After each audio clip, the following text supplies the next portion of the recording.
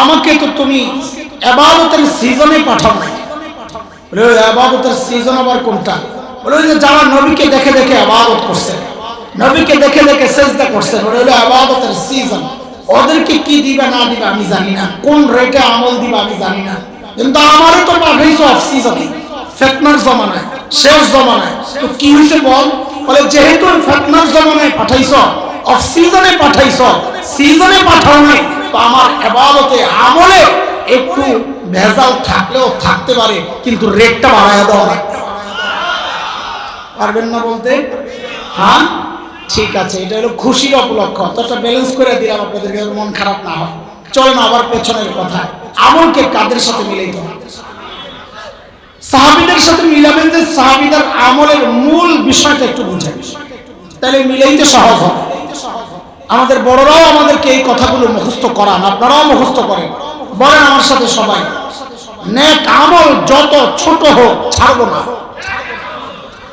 বলেন সবাই, নেক আমল যত ছোট হোক, গুনাহ যত ছোট হোক করব না।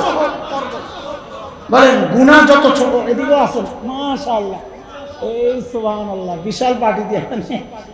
আপনারা যে আমারে দেখেন না, না দেখে শুনতেছেন, খারাপ লাগে না? পিছন দিয়ে দেখতেছেন। আচ্ছা মাঝে মাঝে তাকাবো, দেখালেন, পরে মিলাই নিয়ে লাড়া দিয়ে নিয়ে। বলেন নেক আমল যত ছোট হোক কি করব না? সাহাবী চরিত্র বলছি, সাহাবী চরিত্র। বলেন নেক আমল যত ছোট হোক, গুনাহ যত ছোট হোক, এটা হচ্ছে সাহাবী চরিত্র। আমার অনুসরণের মূল দিকটা হচ্ছে এটা। বাকি প্রশ্ন হচ্ছে সাহাবীদের দূরত্ব আমাদের কাছ থেকে কত? আমি যে দৌড় দিব, টার্গেট যে ঠিক করব, কত দূরে আছেন? বেশি কাছে থাকলে তো স্পিডে দৌড় দেওয়া যাবে না, যত বেশি দূর স্পিড তত বাড়াইতে হবে। আছেন কত দূরে, এটা বোঝার জন্য একটা ছোট্ট উদাহরণ বুঝেন। দেখেন ছোটবেলায় আমরা লেখাপড়া করছি, একটু একটু খেলাধুলাও তো করছি নাকি? মুরব্বীরা একটু কথা কথা বলেন, এরা আমি তো স্বীকার করে লজ্জায় করে দিতেছি। খেলেন নাই? এখানে লেখছে যখন খেলছি, এখানে লেখছে কি, মাওলানা হাসান জামিল দানবাক্স ঢাকা, দামাত বরকাত দানবাক্স, মাওলানা লেখছেন। মাওলানা যখন খেলছি তখন তার মাওলানা ছিলাম না, তখন তো ছিলাম হাসাইন না। কি ছিলাম? হাসাইন না। খেললে কি সমস্যা? কিন্তু লেখাপড়াও করছি আমি, আমার ক্লাসে সবসময় ফার্স্ট হতাম। এখন না ব্রেন নষ্ট হয়ে গেছে, ছোটবেলায় তো খুব সাফ ছিল, ওস্তাদরা বলে। এখনকার বাচ্চারাও লেখাপড়া করে, খেলাধুলাও করে। তো আমাদের সাথে এখনকার বাচ্চাদের পার্থক্যটা কি? সূক্ষ্ম পার্থক্য, একটু বুঝে। আমরা করতাম লেখাপড়া, ফাঁকে ফাঁকে ফাঁক পাইলে একটু খেলতাম। আর এখনকার বাচ্চারা চায় সারাদিন মোবাইল টিপবে আর খেলবে, ফাঁক পাইলে পড়বে। মিলে নাই মনে হয় আমার কথা। তো কথাবার্তা বলেন না, কথা বললেন, সাপোর্ট না পেলে কিন্তু কথা বের হয় না। এই জায়গায় আশেপাশে দৌড়ায় কি দিয়া? হাত দিয়া না পা দিয়া? 3 দিন বয়ান শুনবেন তো আগের থেকে রেডি হয় কিভাবে বক্তার সাথে সাপোর্ট দিতে হয়, কেন দিতে হয়, এটা একটু বুঝে নেন। এখানে দৌড়ায় কি দিয়া? হাত দিয়া না পা দিয়া? তো আমার এলিফ্যান্ট রোডের সাথে মিল আছে, আমরা ওদিকে পাও দিয়েই দৌড়াই। আচ্ছা বলেন তো, এই মাঠে একটা বাচ্চাকে যদি ছেড়ে দেওয়া হয়, ফুল স্পিড একটা দৌড় মারে, ও একটা আখেরি, ওই যে গোল্লা শুট খেলে না, গোল্লা শুটের একটা আখেরি দৌড় আছে, উসাইন বোল্টের মতো ওইরকম দৌড় মারে, 200 মাইল স্পিড, কথার কথা। ও ফুল স্পিডে দৌড়ায় ওই মাথায় গেছে। এখন ওর হাত দুইটা বেঁধে দিয়ে বলা হচ্ছে যে আগের মতো স্পিডে ফেরত যা, পারবে? কেন? হাত তো দৌড়ায় না, আপনাদের এখানে তো পাও দৌড়ায়, তো দৌড়ের স্পিড কমে গেল কেন? বলে হাত দৌড়ায় না ঠিক, কিন্তু পা যখন দৌড়ায় হাতের একটা ভূমিকা থাকে, এমন এমন করে আর বলে দোস্ত তুই একা না, আমরাও সাথে আছি। এই সাপোর্টটা পাইলেই পায়ের গতি বেড়ে যায়। তো বক্তা তো পায়ের ভূমিকাই রাখবে, শ্রোতারা যদি একটু নড়াচড়া না করে, হাতের ভূমিকা না রাখে, তো দৌড়ের স্পিড কিন্তু কমে যাবে। আমার কিন্তু দোষ নাই। বলেন ঠিক সাহাবীদের সাথে আমাদের পার্থক্যের মূল পয়েন্টটা এমন, সাহাবায়ে কেরাম আখিরাতের কাজ করেছেন, কিন্তু দুনিয়ার কাজ বুঝি করেন নাই? ওট বকরি চলান নাই? খেজুর বাগানের পরিচর্যা করেন নাই, ব্যবসা করেন নাই, করেছেন। আখিরাতের কাজও করেছেন। আমরাও দুনিয়ার কাজ করি, আখিরাতের কাজও করছি। এই যে তো আমাদের সাথে সাহাবীদের পার্থক্য রইল। পার্থক্যের মূল পয়েন্টটা খেয়াল করেন। সাহাবায়ে কেরাম করতেন আখিরাতের কাজ, ফাঁকে ফাঁকে করতেন দুনিয়ার কাজ। আর আমরা করি দুনিয়ার কাজ, ফাঁকে ফাঁকে করি আখিরাতের কাজ। শেষ হয় নাই পার্থক্য।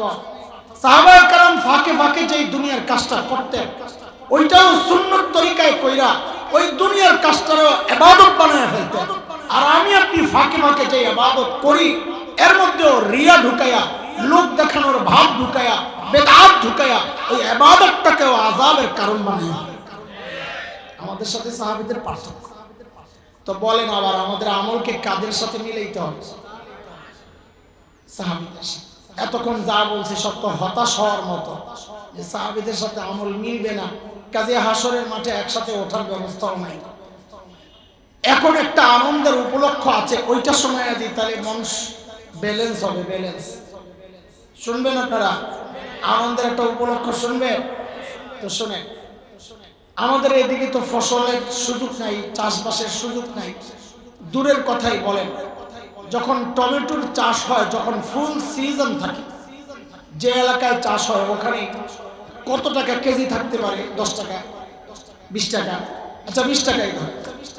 বলেন তো ফুল সিজনের ওই 20 টাকার টমেটোটা ফ্রেশ না ভেজা? ফ্রেশ। 2 মাস আগে টমেটো খাইছেন, কত টাকা কেজি?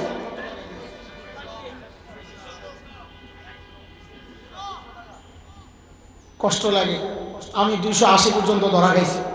খালি একদিন খুশি লাগছিল, একজনে বলে 300 দিয়ে কিনছি হুজুর। আমি আলহামদুলিল্লাহ ভাই, মনটা একটু শান্তি লাগলো। আচ্ছা 200ই ধরে। বলেন তো এই 200 টাকার টমেটোটা ফ্রেশ না ভেজা? হ্যাঁ, কি একটা অবস্থা। ভেজালটা খাইলাম 200 টাকা, আর ফ্রেশটা 20 টাকা বা 10 টাকা। আচ্ছা দামের এই তারতম্যের কারণটা কি বলেন? সিজন। সবাস বলেন না, সিজন আর আনসিজন অফ সিজন। এখান থেকে একটা সূত্র বের করছি আমরা। কি সেটা? সিজনের জিনিস হয় ফ্রেশ, রেট হয় কম না। আপনারে কম কেন দিব? আপনি আত্মীয় লাগে, একুরেট, এটাই আসল রেট। অফ সিজনের জিনিস হয় ভেজাল, রেট হয়। এই কথাটাকে আবার বলেন যেন মাথায় বসে। বলেন সিজনের জিনিস হয় ফ্রেশ, রেট হয় আসল, একুরেট। অফ সিজনের জিনিস হয় ভেজাল, রেট হয়। এটা মাথায় ঢুকাইছে? এইবার আসেন, আল্লাহর সাথে যখন একা একা কথা বলেন আপনারা একা একা কথা বলেন? একা একা আল্লাহর সাথে কথা না বললে কিন্তু মহব্বত বাড়বে না। আল্লাহর সাথে খাস মহব্বত বাড়ানোর কিছু খাস আমল আছে। নফল নামাজ, তিলাওয়াত, সুন্নতের পাবন্দি এবং একা একা কথা বলা, সাদাকা, এগুলো দ্বারা আল্লাহর সাথে বান্দার মহব্বত তৈরি হয়। তো আল্লাহর সাথে যখন একা একা কথা বলবেন, কি বলবেন? আল্লাহর সাথে একা একা কথা কি বলবেন? চুপে চুপে বিড় বিড় বিড় বিড় করবেন আর কি। চোখ বন্ধ করে খালি বলতে থাকবেন, আল্লাহ আমার উপর রাগ হয়েছে, আমি যে গুনাহ করছি রাগ হয়েছে, বেশি রাগ হয়ে গেছে, আপনার রহমত তো রাগের চেয়ে অনেক বেশি শক্তিশালী, তাহলে মাফ করে আছে। আল্লাহ আমারে জাহান্নামে দিবেন না? দিবেন না, কিন্তু দিবেন না। আল্লাহ দিবেন না, আমারে জাহান্নামে দেওয়ার জন্য বানাইছেন, এত মায়া করে দিবেন না। আল্লাহ আপনি যদি দিয়ে দেন তো শয়তান খুশি হয়ে যাবে, আর মাফ করে দিলে আপনার নবী খুশি হয়ে যাবেন। কারে খুশি করবেন আপনার ইচ্ছা। বসে বসে বিড় বিড় বিড় বিড় করবেন তো মহব্বত তৈরি হবে। পারবেন না ইনশাআল্লাহ? হ্যাঁ। ওই একা একা কথা বলার সময় এক ফাঁকে বলে ফেলবেন, আল্লাহ একটা কথা আসছিল মাথায়, বলবো? তো আবার জবাবের আওয়াজের অপেক্ষায় থাকেন না, যা আল্লাহ বলবেন বল, তো বলবেন, তো আর কথা বলা লাগবে না। মনে করবেন সাথে সাথে জবাব চলে আসছে, বল। তো বলবেন, আল্লাহ দুনিয়ায় দেখছি সিজনের জিনিস হয় ফ্রেশ, রেট হয় একটু তুলনামূলক কম, একুরেট। আর অফ সিজনের জিনিস হয় ভেজাল, কিন্তু রেট হয় বেশি। আল্লাহ আমাকে তো তুমি ইবাদতের সিজনে পাঠাও নাই। বলে ইবাদতের সিজন আবার কোনটা? বলে যে যারা নবীকে দেখে দেখে ইবাদত করছে, নবীকে দেখে দেখে সেজদা করছেন। ওটা হলো ইবাদতের সিজন।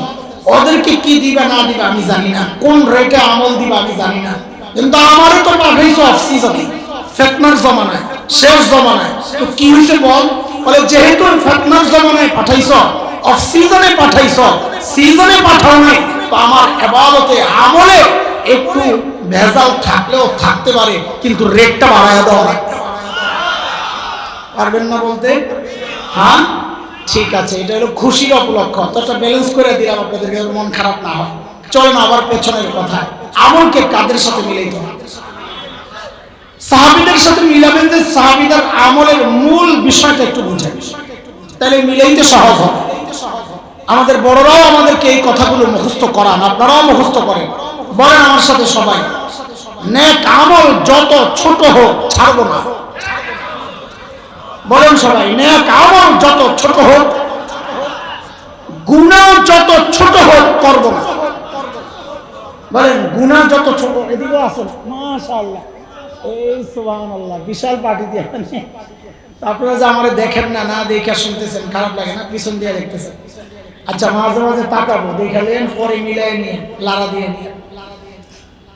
বলেন নেক আমল যত ছোট হোক কি করব না? সাহাবী চরিত্র বলছি, সাহাবী চরিত্র। বলেন নেক আমল যত ছোট হোক, গুনাহ যত ছোট হোক, এটা হচ্ছে সাহাবী চরিত্র। আমার অনুসরণের মূল দিকটা হচ্ছে এটা, যত নেক আমল পাবো ছোট্ট ছোট্ট হোক ছাড়বো না। এটাই যে সাহাবীদের চরিত্র, এইটা বলার জন্যই এই লম্বা একটা ভূমিকা সাজাইলাম। এইবার চলেন একটু দেখে আসি